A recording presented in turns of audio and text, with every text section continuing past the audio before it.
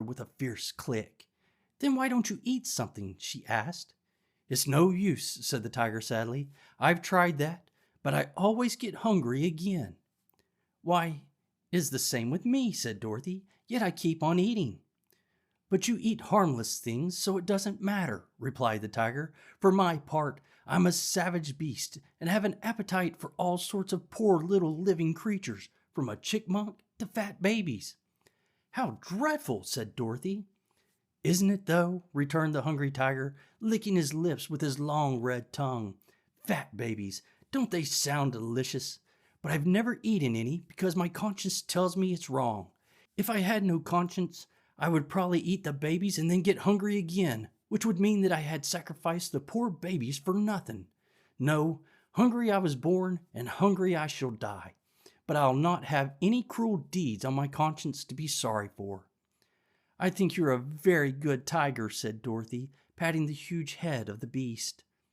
In that you are mistaken, was the reply. I am a good beast, perhaps, but a disgraceful bad tiger, for it is the nature of tigers to be cruel and ferocious, and in refusing to eat harmless living creatures, I am acting as no good tiger has ever before acted. That is why I left the forest and joined my friend, the cowardly lion. But the lion is not really cowardly, said Dorothy. I have seen him act as bravely as can be. All a mistake, my dear, protested the lion gravely. To others, I may have seemed brave at times, but I have never been in danger that I was not afraid. Nor I, said Dorothy truthfully, but I must go and set free Billina, and then I will see you again. She ran around to the backyard of the palace and soon found the chicken house, being guided to it by a loud cackling and crowing and a distracting hubbub of sounds such as chickens make when they are excited. Something seemed to be wrong in the chicken house, and when Dorothy looked through the slats in the door, she saw a group of hens and roosters huddled in one corner and watching what appeared to be a whirling ball of feathers. It bounded here and there about the chicken house, and at first Dorothy could not tell what it was, while the screeching of the chickens nearly deafened her. But suddenly, the bunch of feathers stopped whirling, and then, to her amazement, the girl saw Billina crouching upon the prostrate form of a speckled rooster. For an instant, they both remained motionless, and then the yellow hen shook her wings to settle the feathers and walked towards the door with a strut of proud defiance and a cluck of victory, while the speckled rooster limped away to the group of other chickens, trailing his crumbled plumage in the dust as he went. Why, Billina, cried Dorothy in a shocked voice, have you been fighting? I really think I have, retorted Billina.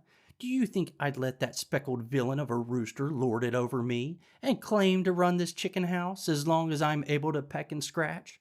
Not if my name is Bill. It isn't Bill, it's Billina, and you're talking slang, which is very undignified, said Dorothy reprovingly. Come here, Billina, and I'll let you out, for Ozma of Oz is here and has set us free. So the yellow hen came to the door, which Dorothy unlatched for her to pass through, and the other chickens silently watched them from their corner without offering to approach nearer. The girl lifted her friend in her arms and exclaimed, Oh, Billina, how dreadful you look! You've lost a lot of feathers, and one of your eyes is nearly pecked out, and your comb is bleeding. That's nothing, said Billina. Just look at that speckled rooster. Didn't I do him up brown? Dorothy shook her head. I don't approve of this at all, she said, carrying Billina away toward the palace. It isn't a good thing for you to associate with those common chickens. They would soon spoil your good manners, and you wouldn't be respectable any more. I didn't ask to associate with them, replied Billina. It is that cross old princess who is to blame. But I was raised in the United States, and I won't allow any one-horse chicken of the land of Ev to run over me and put on airs, as long as I can lift a claw in self-defense. Very well, Billina, said Dorothy. We won't talk about it any more. Soon they came to the cowardly lion and the hungry tiger, to whom the girl introduced the yellow hen. Glad to meet any friend of Dorothy's, said the lion politely. To judge by your present appearance, you're not a coward as I am. Your present appearance makes my mouth water, said the tiger, looking at Billina greedily. My, how good you would taste if I could only crunch you between my jaws. But don't worry. You would only appease my appetite for a minute, so it isn't worth while to eat you. Thank you, said the hen, nestling closer in Dorothy's arms.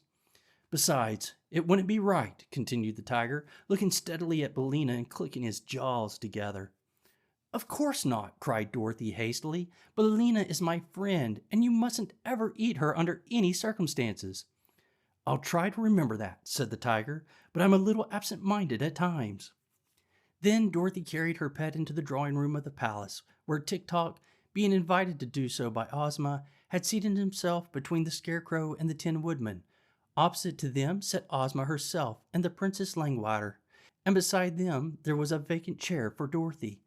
Around this important group was ranged the army of Oz, and as Dorothy looked at the handsome uniforms of the 27, she said, "Why, they seem to be all officers." "They are, all except one," answered the Tin Woodman. "I have in my army 8 generals, 6 colonels, 7 majors, and 5 captains, besides 1 private for them to command. I'd like to promote the private, for I believe no private should ever be in public life. And I've also noticed that officers usually fight better and are more reliable than common soldiers. Besides, the officers are more important looking and lend dignity to our army." "No doubt you are right," said Dorothy, seating herself beside Ozma. "And now," announced the girlish ruler of Oz, "we will hold a solemn conference to decide the best manner of liberating the royal family of this fair land of Ev from their long imprisonment." Chapter 9. The Royal Family of Ev. The Tin Woodman was the first to address the meeting. "To begin with," said he, "word came to our noble and illustrious ruler, Ozma of Oz, that the wife and 10 children, 5 boys and 5 girls, of the former King of Ev, by name Evaldo, have been enslaved by the Nome King and are held prisoner in his underground palace. Also, that there was no one in Ev powerful enough to release them. Naturally, our Ozma wished to undertake the adventure of liberating the poor prisoners, but for a long time she could find no way to cross the great desert between the 2 countries. Finally, she went to a friendly sorceress of our land named Glinda the Good, who heard the story and at once presented Ozma a magic carpet, which would continually unroll beneath our feet and so make a comfortable path for us to cross the desert. As soon as she had received the carpet, our gracious ruler ordered me to assemble our army, which I did. You behold in these bold warriors the pick of all the finest soldiers of Oz, and if we are obliged to fight the Nome King, every officer as well as the private will battle fiercely unto death." Then Tik-Tok spoke. "Why should you fight the Nome King?" he asked. "He has done no wrong." "No wrong!" cried Dorothy. "Isn't it wrong to imprison a queen mother and her 10 children?" "They were sold to the Nome King by King Evaldo," replied Tik-Tok. "It was the King of Ev who did wrong, and when he realized what he had done, he jumped into the sea and drowned himself." "This is news to me," said Ozma thoughtfully. "I had supposed the Nome King was all to blame in the matter, but in any case he must be made to liberate the prisoners." "My uncle Evaldo was a very wicked man," declared the Princess Langwidder. "If he had drowned himself before he sold his family, no one would have cared. But he sold them to the powerful Nome King in exchange for a long life, and afterward destroyed the life by jumping into the sea." "Then," said Ozma, "he did not get the long life, and the Nome King must give up the prisoners. Where are they confined?"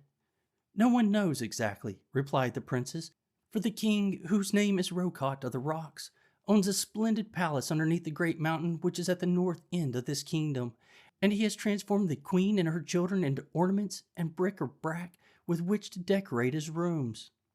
"I'd like to know," said Dorothy, "who this Nome King is." "I will tell you," replied Ozma.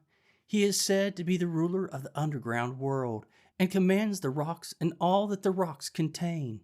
Under his rule are many thousands of gnomes, who are queerly shaped but powerful sprites that labor at the furnaces and forges of their king, making gold and silver and other metals which they conceal in the crevices of the rocks, so that those living upon the earth's surface can only find them with great difficulty. Also, they make diamonds and rubies and emeralds, which they hide in the ground, so that the kingdom of the gnomes is wonderfully rich, and all we have of precious stones and silver and gold is what we take from the earth and rocks where the Nome King has hidden them." "I understand," said Dorothy, nodding her little head wisely.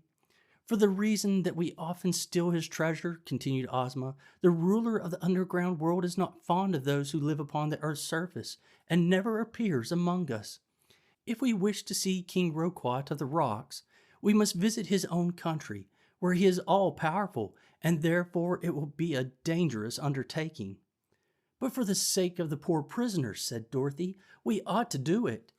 We shall do it, replied the Scarecrow, although it requires a lot of courage for me to go near the furnace of the Nome King, for I am only stuffed with straw, and a single spark of fire might destroy me entirely.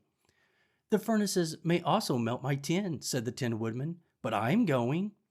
I can't bear heat, remarked the Princess Langwater, yawning lazily, so I shall stay at home, but I wish you may have success in your undertaking, for I am heartily tired of ruling this stupid kingdom, and I need more leisure in which to admire my beautiful heads.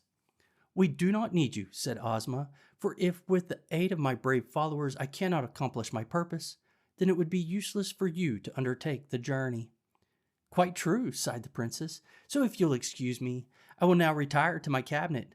I've worn this head quite a while, and I want to change it for another.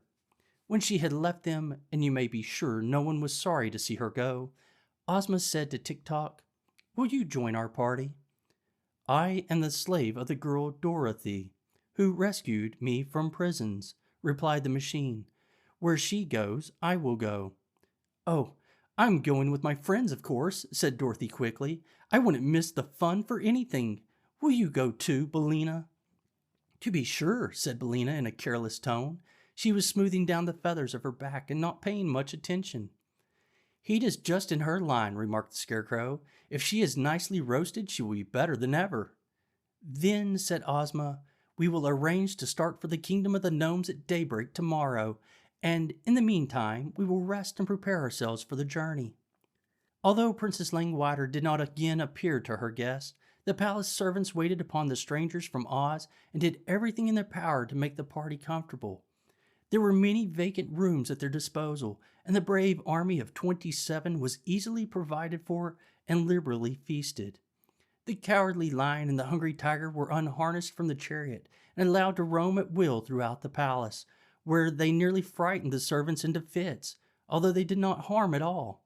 At one time, Dorothy found the little maid Nanda crouching in terror in a corner, with the Hungry Tiger standing before her. You certainly look delicious, the beast was saying. Will you kindly give me permission to eat you? No, no, no, cried the maid in reply. Then, said the tiger, yawning frightfully, please to get me about 30 pounds of tenderloin steak, cooked rare, with a peck of boiled potatoes on the side and 5 gallons of ice cream for dessert. I'll do the best I can, said Nanda, and she ran away as fast as she could. Are you so very hungry? Asked Dorothy in wonder. You can hardly imagine the size of my appetite, replied the tiger sadly. It seems to fill my whole body, from the end of my throat to the tip of my tail. I'm very sure the appetite doesn't fit me, and is too large for the size of my body. Some day, when I meet a dentist with a pair of forceps, I'm going to have it pulled. What, your tooth? Asked Dorothy. No, my appetite, said the Hungry Tiger. The little girl spent most of the afternoon talking with the Scarecrow and the Tin Woodman, who related to her all that had taken place in the land of Oz since Dorothy had left it. She was much interested in the story of Ozma, who had been, when a baby, stolen by a wicked old witch and transformed into a boy. She did not know that she had ever been a girl until she was restored to her natural form by a kind sorceress. Then it was found that she was the only child of the former ruler of Oz and was entitled to rule in his place. Ozma had many adventures, however, before she regained her father's throne, and in these she was accompanied by a pumpkin-headed man, a highly magnified and thoroughly educated wogglebug, and a wonderful sawhorse that had been brought to life by means of a magic powder.